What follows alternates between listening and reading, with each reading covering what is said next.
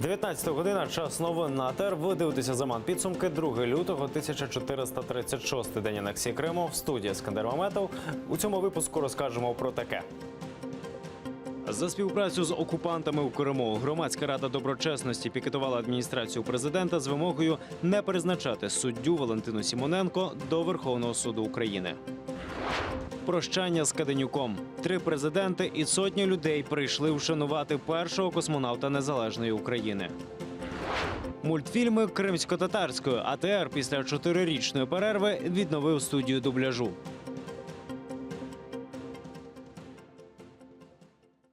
Служба безпеки України затримала колишнього заступника міністра спорту окупованого Криму Фаруха Камалова. Його спіймали на пункті пропуску Каланчак. На материк Камалов їхав, аби отримати біометричний паспорт. В СБУ кажуть, після анексії Криму Росією Фарух Камалов продовжив працювати вже на окупаційну владу і входив у склад робочої групи з реалізації так званої програми «Патріотичне виховання громадян Російської Федерації в Республіці Крим». Прокуратурою Автономної Республіки Крим погоджено йому повідомлення про підозру у вчиненні державної зради. Це стаття 111 Кримінального кодексу України. Санкція цієї статті передбачає позбавлення волі на строк до 15 років. Наразі він знаходиться в слідчому ізоляторі у місті Херсоні. Завтра прокуратура буде клопотати до суду щодо обрання йому запобіжного заходу у вигляді тримання під вартою. Ісмаїл Рамазанов залишиться у СІЗО до 21 лютого. Так вирішив підконтрольний Кремлю Верховний суд Криму. Він відхилив апеляцію адвоката Рамазанова і залишив у силі визначений раніше запобіжний захід – арешт на 30 діб. Захист заявляє, що Рамазанова тримають у камері з іще 18 затриманими, їм доводиться спати по черзі. Ісмаїлу Рамазанову досі не висунули звинувачень, тому сьогодні о 5 ранку його мали випустити з СІЗО незалежно від результатів апеляції. Я еще не виноват. Мой адрес были применены абсолютно неправомерные какие-то действия, изменения, прочее, отключение под стражей в нечеловеческих условиях.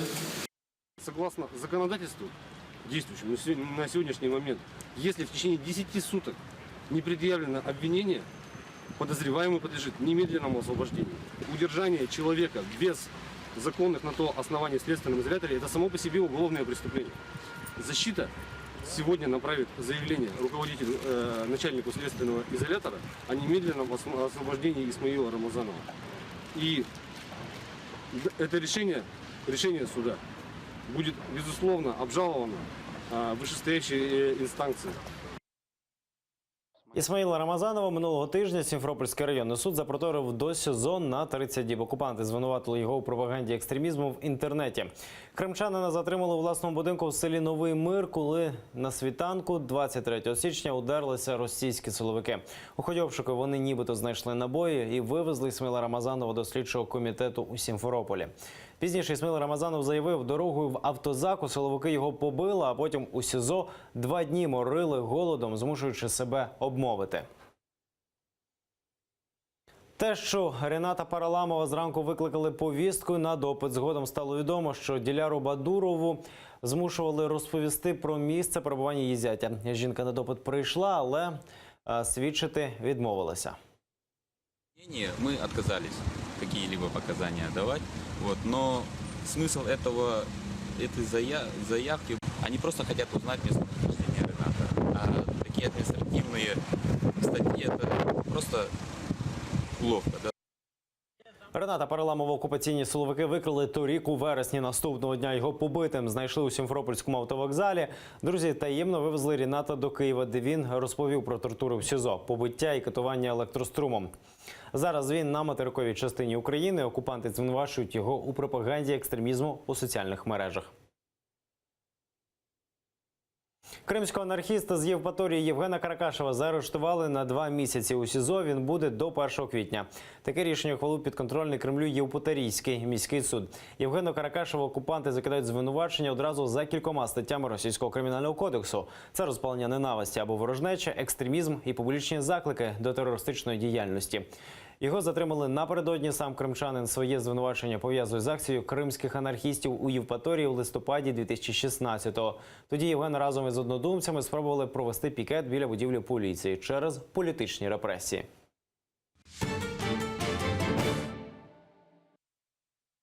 У Севастополі окупаційні російські війська вчаться наносити ракетні удари по морським цілям. Нині у місті зафіксували велику кількість військової техніки. Це планові навчання російських військових в анексованому Криму.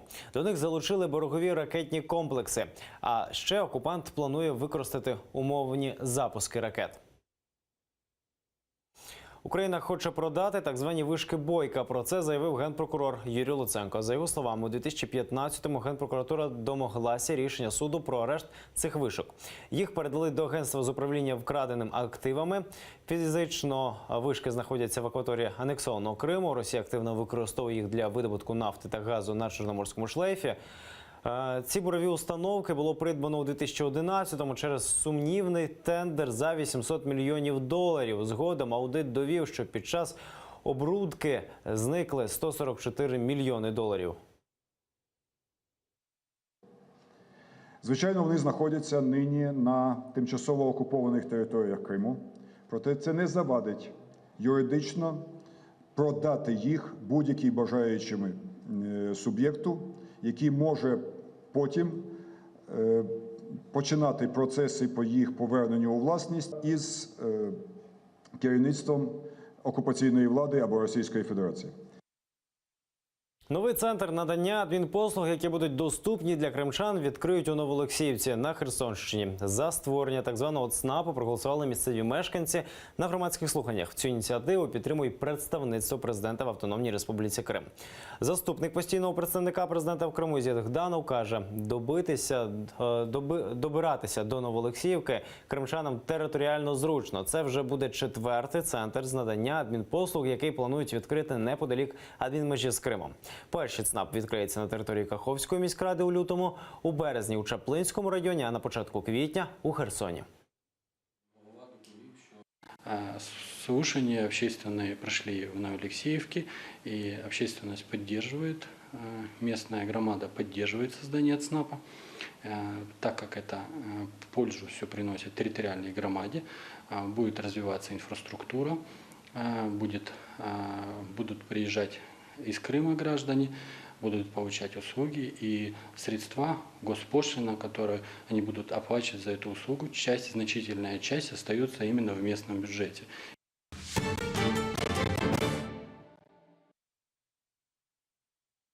Скандал навколо судді. Активісти і представники громадської ради доброчесності прийшли з пікетом під адміністрацію президента. Петра Порошенка закликали не призначати Валентину Сімоненко, яку підозрюють у співпраці з окупаційною владою у Криму, суддею Верховного суду України. Детальніше Віктор Пономарьов. Будь ласка, пані суддя, покажіть, що у вас негативний висновок громадської ради доброчесності. Їх небагато, але вони налаштовані рішуче. Валентину Сімоненко, голову Ради суддів України, звинувачують у співпраці з владою анексованого Криму. Вимагають президента не призначати її на посаду судді у нещодавно створений Верховний суд України. Проблема в тому, що пані Сімоненко співпрацює з окупаційною владою Криму. Вона в 2015 році отримала індивідуальний податковий номер платника податків Російської Федерації.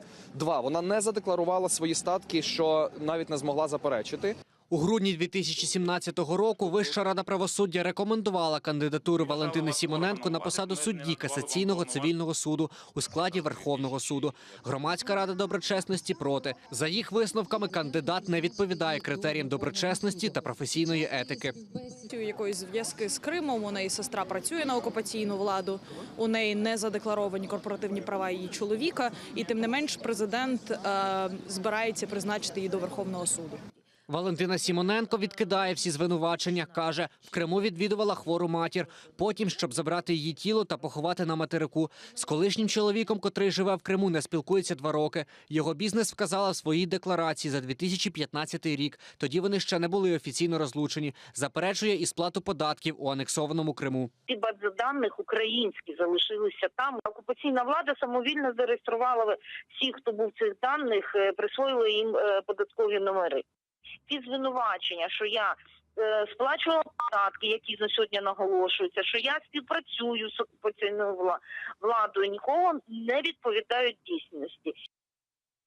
На протест в адміністрації президента відреагували. Представник приймальні прийняв від активістів звернення до глави держави. Віктор Пономарьов, Нікіта Проскурін, Заман, АТР. У Києві попрощалися з першим та єдиним космонавтом Незалежної України Леонідом Каденюком. Завдяки йому в космосі пролунала ще не вмерла Україна, а на станції НАСА замайорів синьо-жовтий прапор. Попрощатися із Леонідом Каденюком приїхали люди з усіх куточків України. Почесна варта, квіти та нагороди. Так вшанували першого космонавта України. Серед тих, хто прийшов попрощатися з Леонідом Каденюком, 3 президенти України за каденції Леоніда Кучми, космонавт здійснив свій перший політ у космос. Я домовився з Клінтоном, що від України буде космонавт. Абсолютно не відчувалося, що він хвилюється. Дуже сильна людина була. Він герой по суті. Він так умів розповідати переконливо, що це складалося враження, що ти вже в космосі. Його очі. Вони світилися, коли він говорив. Оце мені найбільше запам'яталося. Провести в останню путь першого і єдиного космонавта Незалежної України приїхали делегації з Чернігівщини. Там ім'ям Каденюка планують назвати музей авіації. Мы хотим, то, что у нас есть музей авиации и космонавтики Черниговщины, да, мы хотим сделать имени Леонида Каденюка. Чтобы этот музей авиации и космонавтики на базе летного училища, с которого он закончил. Леонід Каденюк народився 28 січня 1951 року в селі Клішківці на Буковині в родині вчителів. В 1997-му Каденюк прилетів в космос на американському шатлі «Колумбія».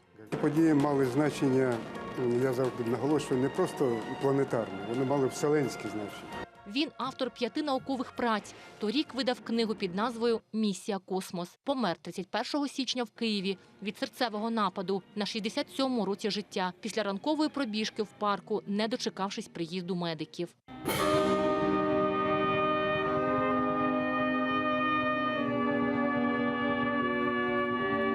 Його поховали на Байковому кладовищі у Києві. Олена Царенко, Асан Емінов, Заман, АТР.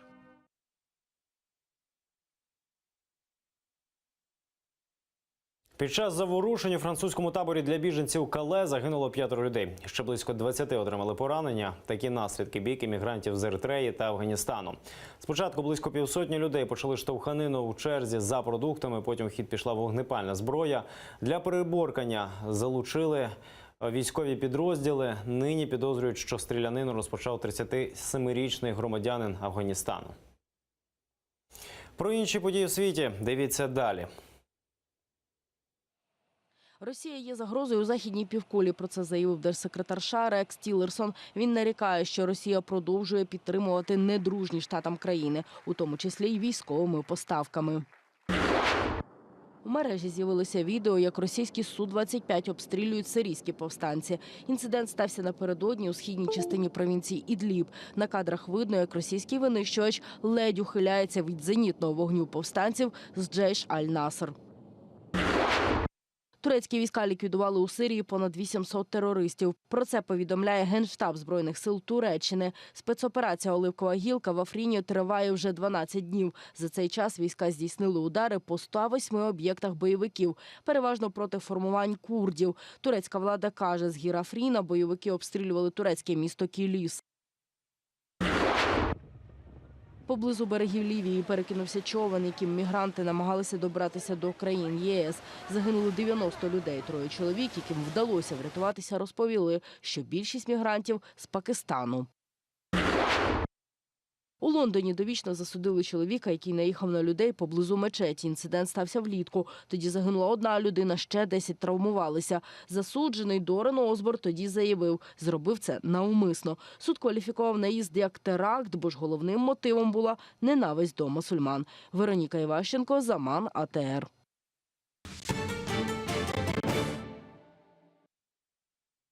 Майстер-клас від єдиної в Україні дизайнерки ісламського одягу. З нагоди Всесвітнього дня хіджабу Катрін Кім показала знімальній групі «Заману», як можна швидко і легко пошити головний убір жінок-мусульманок. А ще розказала, які тканини і кольори модні цього сезону. Людмила Горпенич докладніше. Это платье мы рассчитывали на украинский стиль, то есть мы совместили здесь и украинский стиль, то есть вышиванку и исламский дизайн. То есть главное, чтобы одежда была длинная, не короткая, не обтягивающая. Цвета должны быть не кричащие, то есть не красный, вот прям кричащий, не какой-то там оранжевый кричащий. Цветовая гамма у нас, она тоже больше к пастельным тонам. Катрін Кім – єдина в Україні дизайнер ісламського одягу. І для неї це не просто бізнес. У 18 років Катрін, одружившись, прийняла іслам. І тоді перед молодою жінкою постала проблема. В Україні не було де купити ісламський одяг. Катрін, яка із дитинства любила шити, почала одягати себе сама. Потім знайомих. Так і з'явилися перші клієнтки. Професійно дизайном Катрін Кім займається останні 5 років, а в 2016-му започаткувала власний бренд. Я хочу показать, что женщина в исламе, она красивая, она помимо того, что соблюдающая, она еще и стильная, она одевается красиво. Я хочу показать, что мы мусульмане, мы есть. Люди начнут понимать, что мы тоже как бы часть общества, часть Украины, то есть нас много. До Дня хіджабу дизайнер вирішила показати, як його правильно шити та одягати. Хіджаб у перекладі означає покриття. Він складається із шапочки, під яку мусульманки підбирають все волосся, та амірки, за якою ховають шию. По суті, це і є найпростіший хіджаб, каже Катрін. Хоча зазвичай жінки поверх шапочки і амірки покривають голову ще й хустиною.